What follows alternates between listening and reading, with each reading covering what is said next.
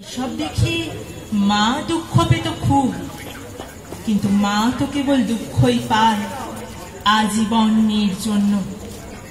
সে সামান্য শরীর খারাপই হোক বা অন্য কিছু।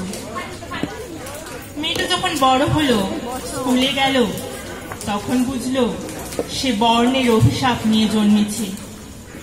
না, শিক্ষকরা ভালোবাসতেন, ছাত্রী কালো না ফর্সা, বেটে কি লম্বা, এতে তাদের কি।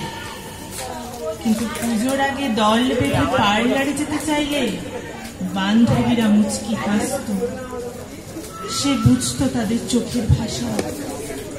অসহ্য অব্যক্ত যন্ত্রণায় ছটফট করত কালো চামড়ার নিচে লুকিয়ে থাকা বুকের ভেতরটা।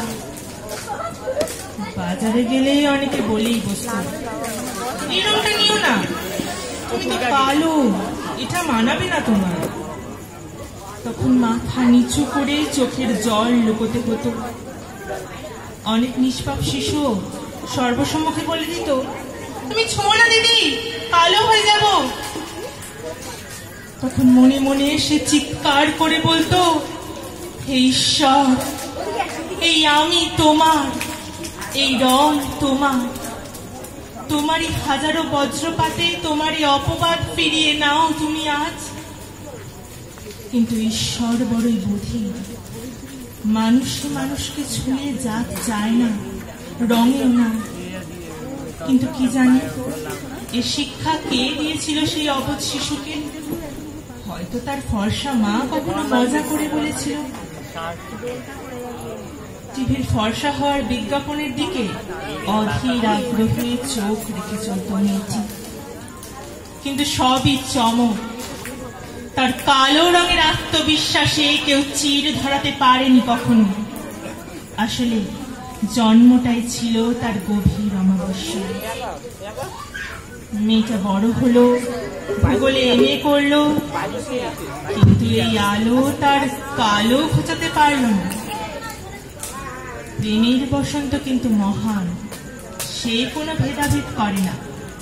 সে যেমন ফর্সার মনে আসে, তেমনি আসে কালোর মনে।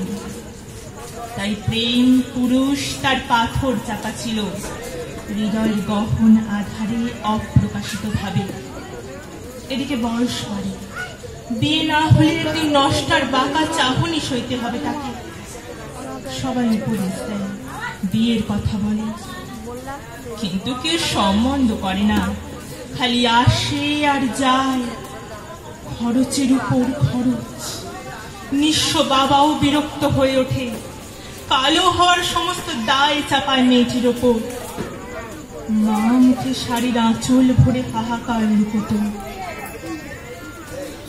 সেদিনও ফিরে গেছে একদল লোক, কালো বলে গেছে মুখের ওপর। মেয়েটা সেদিন শেষবারের মতো তার বাবার কাছে আবদার করে বলেছিল, বাবা দাও না 100 টাকা, একটা শীতের ক্রিম কিনে আনি। বাবা জ্বলে উঠেছিল আগুনের মতো, যা রং আর ক্রিম মাখতে হয় না। কথাটা তীরের মতো বিঁধে গেল তার বুকে। সারা জীবন শুধু রং আর রং, শুধু বর্ণ আর লিঙ্গ ভেদের অপমান। পরদিন সকালে দরজা ভেঙে ঘরে ঢুকতে হলো। দেখা গেল গৌরের নিথর ঝুলন্ত দেহ, তার সমস্ত উচ্চ শিক্ষার মানপত্র তার কালো ঝুলন্ত দেহের নিচে যত্রতত্র ছড়িয়ে ছিটিয়ে। মৃত হাতের আঙুলের ফাঁকে ধরা একটা সাদা কাগজে শুধু লেখা ছিল, আমার মৃত্যুর রং কালো। নমস্কার।